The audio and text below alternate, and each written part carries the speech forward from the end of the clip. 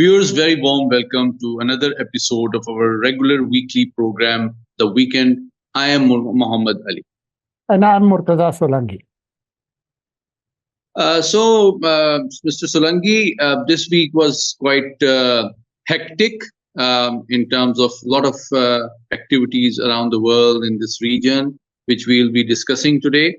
So let's first start off with the few weeks were spent by the Trump administration to shock the world with its very high tariffs being imposed with its most important and biggest trading partners. And that really shocked most of the world economies, really shook most of the world's biggest stock markets and leading industrial giants. But it seems that perhaps the Trump administration had underestimated the resilience and the retaliation capacity of these major trading nations, ranging from Canada to European Union to Japan and also to China, most of whom have imposed very high and swift retaliatory tariffs against the US. So it seems that the US is reviewing the high tariffs that it promised and wanted to impose on its most important trading partners. So what's your thought on this? Well, if I have to put it in one sentence, I will say it's a royal mess. And it's clear that Trump administration did not do its homework. When you have a personalized administration where your top officials look at your whims and just nod, then disasters like these do happen. And it looks like a big disaster. Although Trump has gone back and put a pause for 90 days, except China, but the damage is done. Now you see, after the statement by Federal Reserve Chair, the stock markets went berserk. And a new war of words started between Mr. Trump and the Federal Reserve Chair. So Mr. Trump's approval ratings are going down south fast. But so far, he is hanging in. At the same time, since Mr. Trump applied these tariffs on the entire world, including that little island with penguins in there. So instead of getting any support from any quarter, he's facing resistance both from within United States. Yesterday, I was watching a press conference of Governor of California, who is suing the federal government. Then federal government is suing the state of Maine. Then you saw that fiasco of universities, Harvard University, that refused to buckle down under Trump's pressure. So I think, on the other hand, the main competitor, China, probably had done its homework better, as they expected Mr. Trump to come in and do what he has done. So you saw a series of activities of President Xi traveling to Southeast Asia nations from Vietnam to Malaysia and so on. So it's very interesting that Mr. Trump is negotiating with different countries on tariff, but it looks like a hodgepodge, an ad hoc policy without a clear plan how he will make America great again. Indeed. And I would like your brief comments on how this high tariff policy is being viewed in Pakistan as well. Because I see a mix of reaction, of concern from the business community, from the exporters. Pakistan Institute of Developmental Economics assessed that it could have a significant impact on Pakistan's largest export market and biggest export sector, which is textile. But I heard that a high-level delegation is expected to travel to Washington to negotiate. What do you expect should be Pakistan's expectation from this visit? Pakistan has a fragile economy, and we have, after so much effort, somehow stabilized our economy. I'm sure you saw the Fitch upgrading the rating of Pakistan for the first time in a long time. Our current account deficit has gone to surplus, $4.1 billion to be exact, if I remember it correctly. So Pakistan would try to negotiate its way out of this mess. Pakistan would probably try to buy things from the US that Pakistan needs badly, like energy requirements, and even buy soybean for soybean oil. So Pakistan is planning to somehow not to come on the wrong side of Trump administration when the relations between both countries have made an incremental progress from State of the Union address to the handing over of ISKP, most wanted terrorists, to the visit of Mr. Eric Meyer, followed by the congressional delegation. So we are taking baby steps to normalize and not to annoy the mercurial-mannered Donald Trump.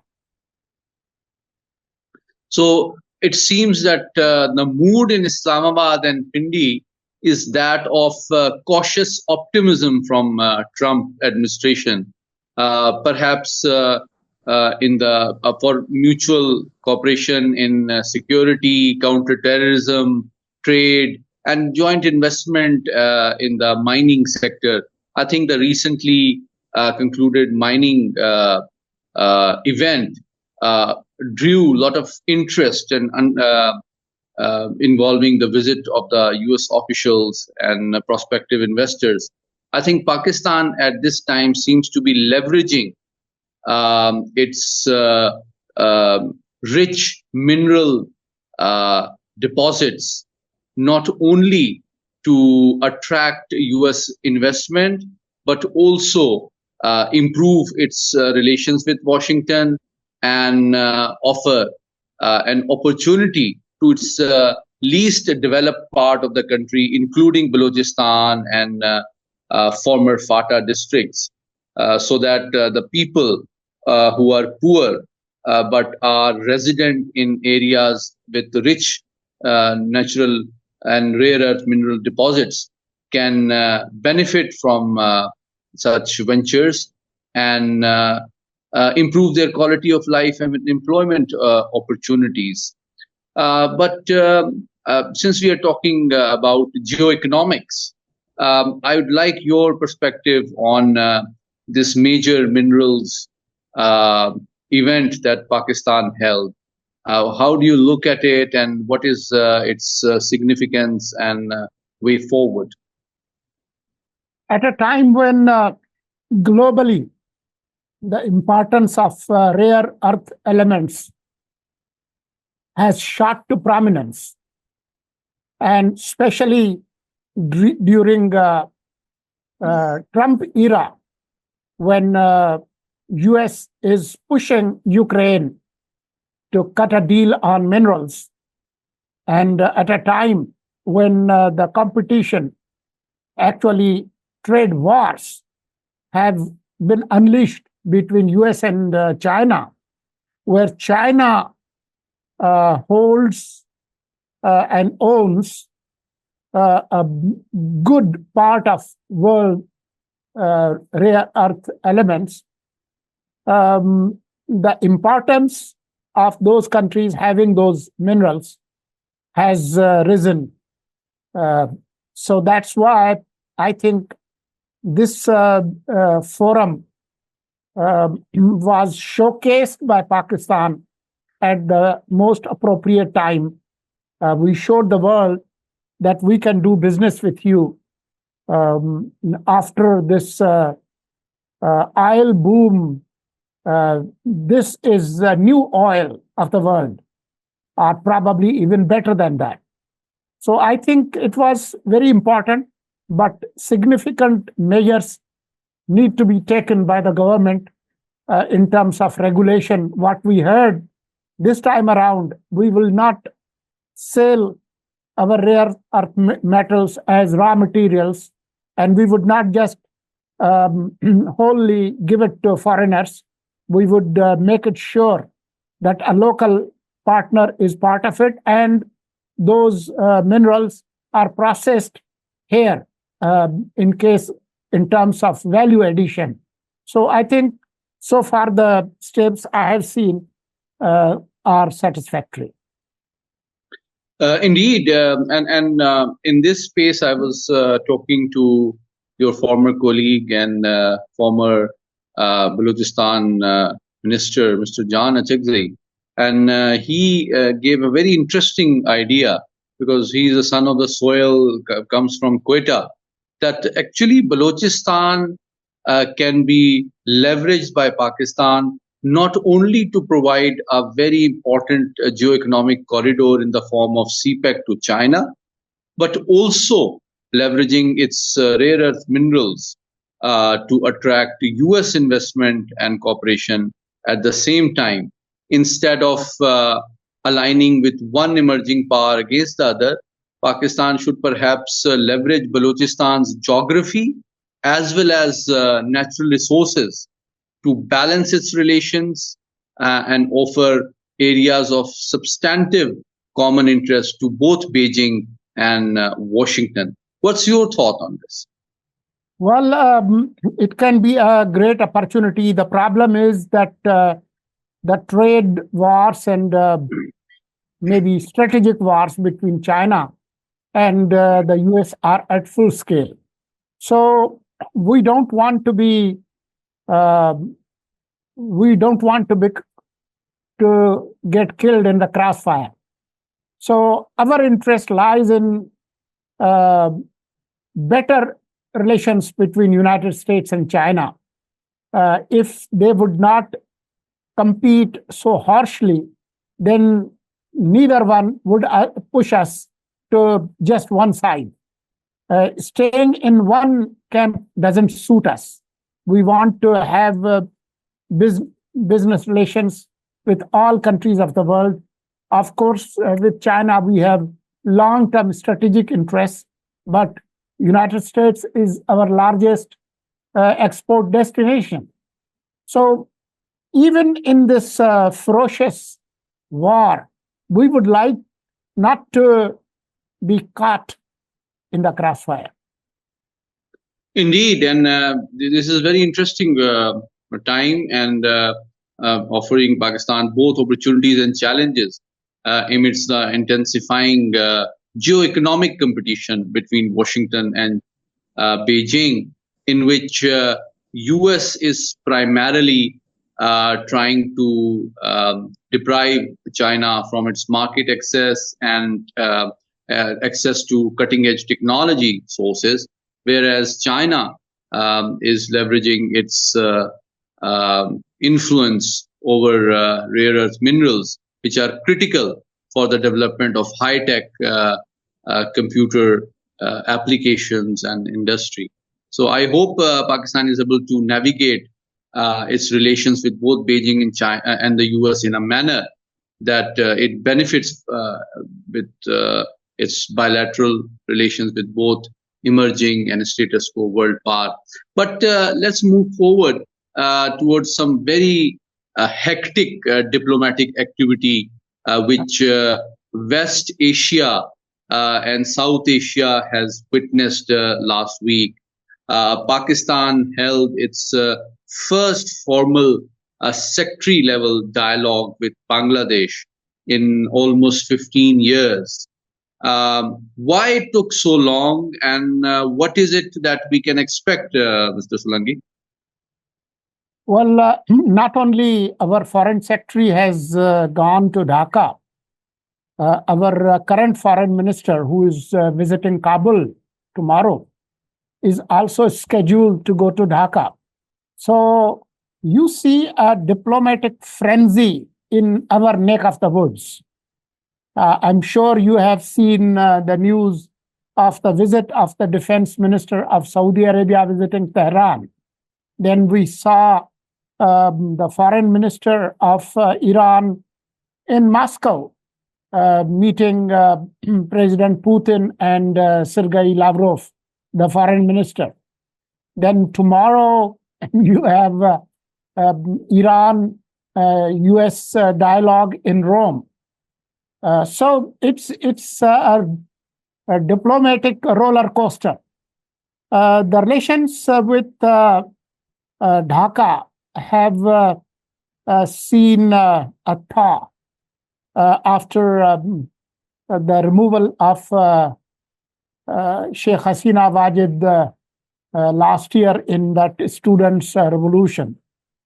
But Dr. Yunus is trying to tiptoe, walking very carefully, trying to minimize the influence of India, but not going to a breaking point. At the same time, developing relations with China, especially in the economic sphere and even strategic sphere. So we will have a few hiccups in our relations with Bangladesh, but it's a good beginning. Pakistan should also engage all political forces and parties in Bangladesh, including Awami League, for a sustainable relationship with Dhaka. So let's see how this evolves.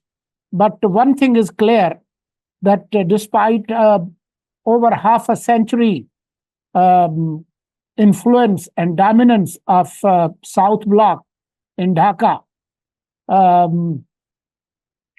I heard something very interesting, that proximity also breeds contempt.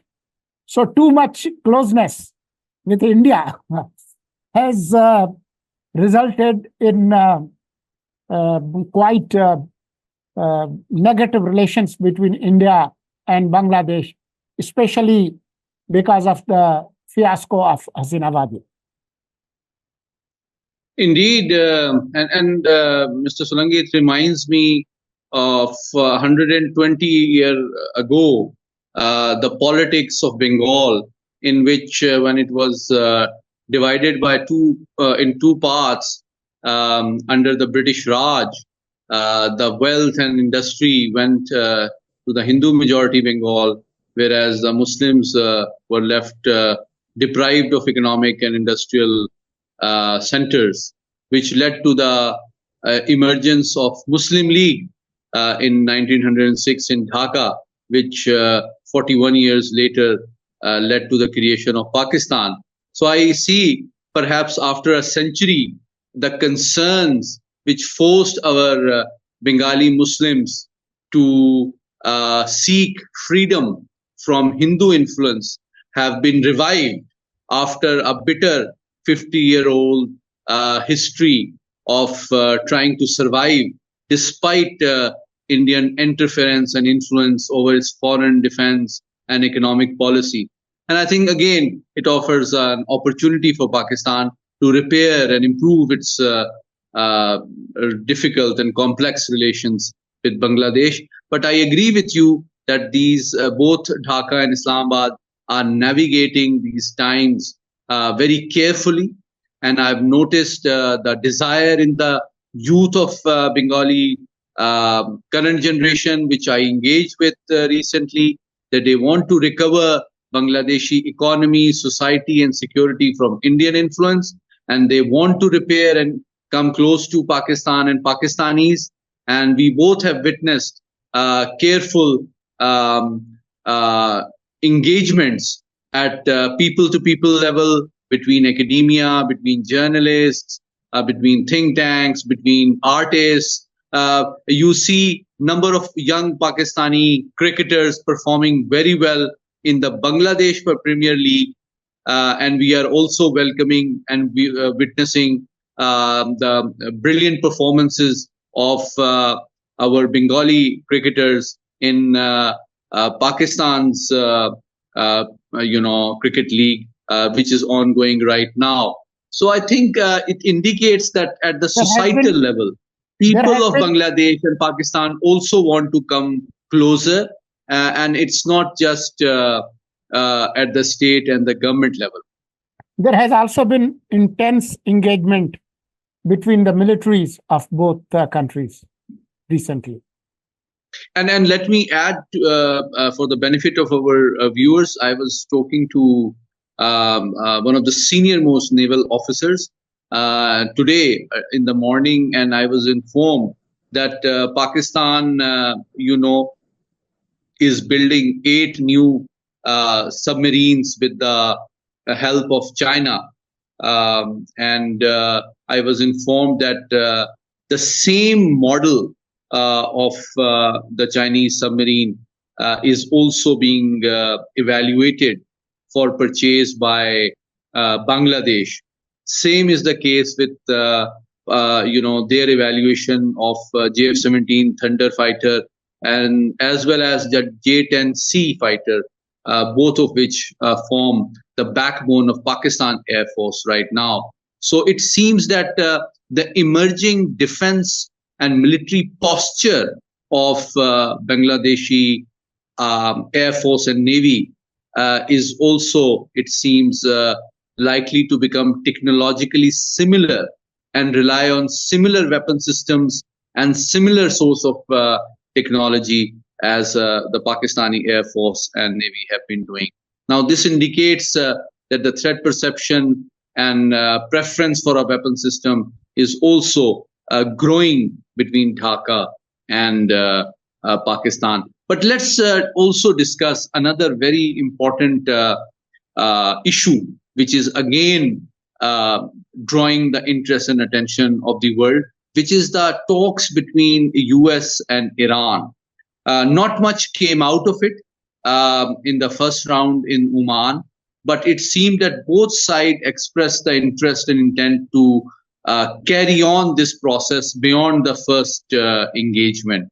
And you mentioned the visit of Irani foreign minister to Moscow. It is significant, Mr. Solangi, because the future of Iranian nuclear program has a lot to do with Moscow for 2 reasons. Number one, in the Ukraine war, it is well known that Iran and Russia collaborated extensively in terms of defense cooperation, and there are reports of Iranian drones being exported to meet the defense needs of Russia on the Ukraine front. But also, most important regarding Iran's nuclear program under IAEA is that most of its nuclear facilities are of Russian origin. So any talk by any possible attack from US or Israel on Iranian nuclear program would essentially mean an attack on a Russian facility at a time when Russia and US seem to be willing to mend fences and come close to each other. I think any possible attack or disruption of Iranian nuclear program and facilities of Russian origin could significantly dent the hopes that both Mr. Trump and Mr. Putin have of improved US Russia relations. But I'd like your thoughts on it as well. I'm sure you have seen the reports suggesting Trump stopping Netanyahu from their plans to attack the nuclear facilities of Iran, telling them that let me try this diplomatic course. In today's scenarios, Trump has only one friend, Mr. Putin. Nobody else. And the ties between Iran and Russia are quite robust. So, despite the desire of Netanyahu to attack Iran, Mr. Trump is in a very difficult situation. Mr. Trump is friendless. So is United States these days. Comparing previous wars with the current situation, it's entirely different. And we should see the visit of Saudi defense minister in this light. If you remember, it was China who brokered the deal between Iran and Saudi Arabia. The relations have greatly improved. Saudi Arabia would not like attack on Iran that would destroy its oil facilities, since more and more reports suggest their nuclear stockpiles would not be destroyed by the weaponry both US and Israel had. So in that situation, I think the world should await a positive outcome coming out of talks in Rome. If not tomorrow, then in the next round. As much as the hawks would want war between US and Iran, the possibilities are too low. There would be saber rattling, but the current situation would push both US and Israel to have some kind of diplomatic solution out of this conflict. Indeed, I agree with you, Mr. Solangi, and just briefly let me add three more pieces of information related to this very important Iran nuclear crisis. First off, in the diplomatic domain, you rightly mentioned that the extraordinary visit of the Saudi defense minister being welcomed and given guard of honor in Tehran by their defense chief is symbolically and historically very significant.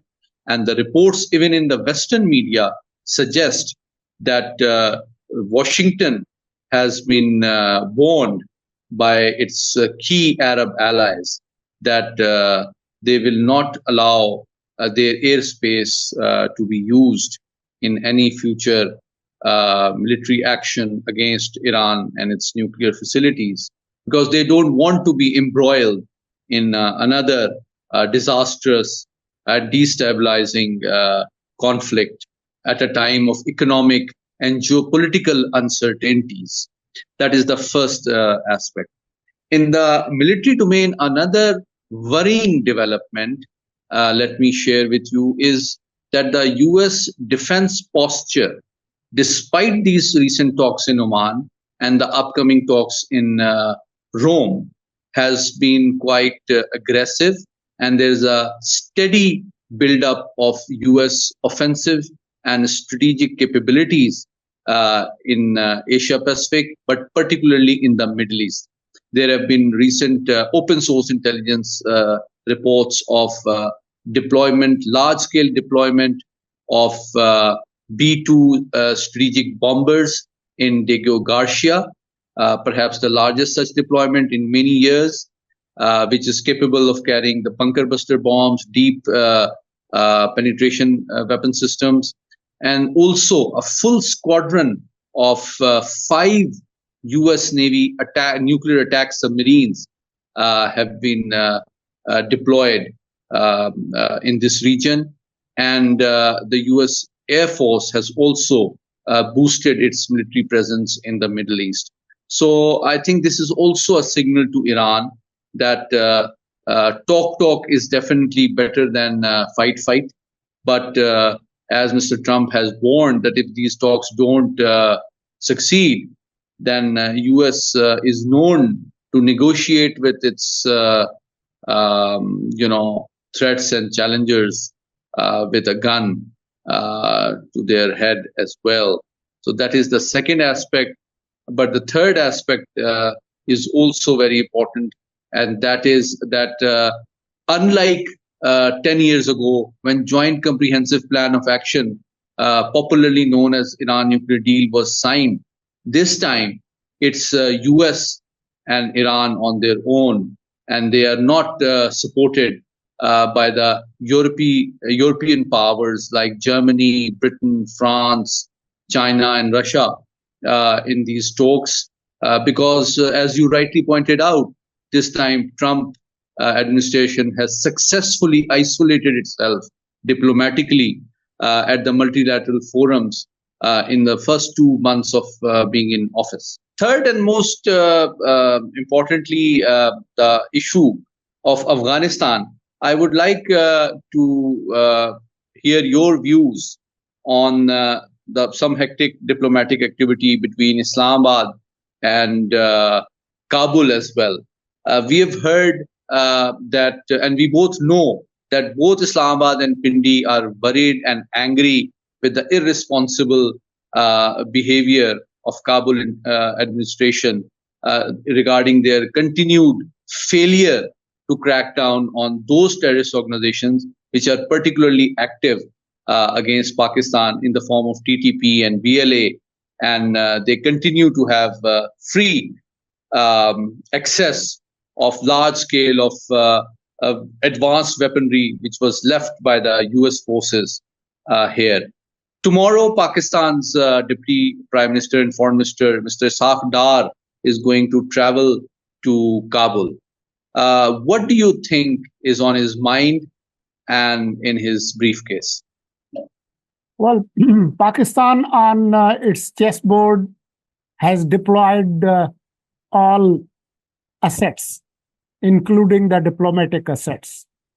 Tomorrow, our foreign minister and deputy prime minister, Mr. Dar, would be accompanied by our top troubleshooter, Mohammad Sadiq, the special envoy for Afghanistan, who has a great experience of working and handling different Afghan factions.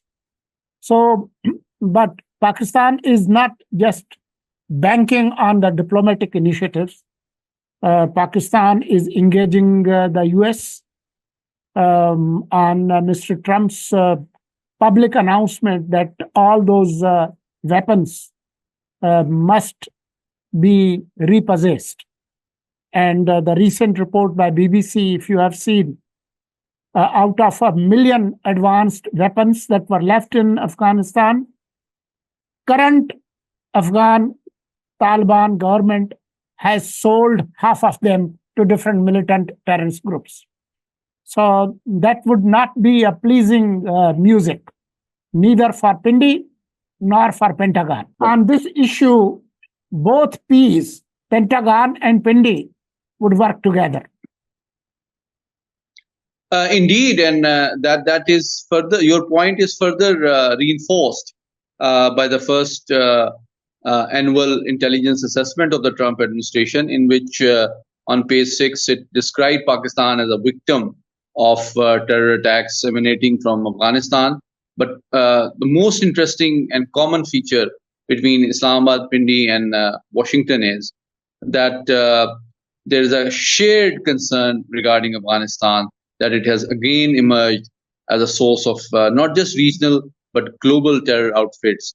And it states that TTP has maintained long-standing ties with international terrorist organizations like Al-Qaeda and has helped them plan future attacks on the US soil and interests.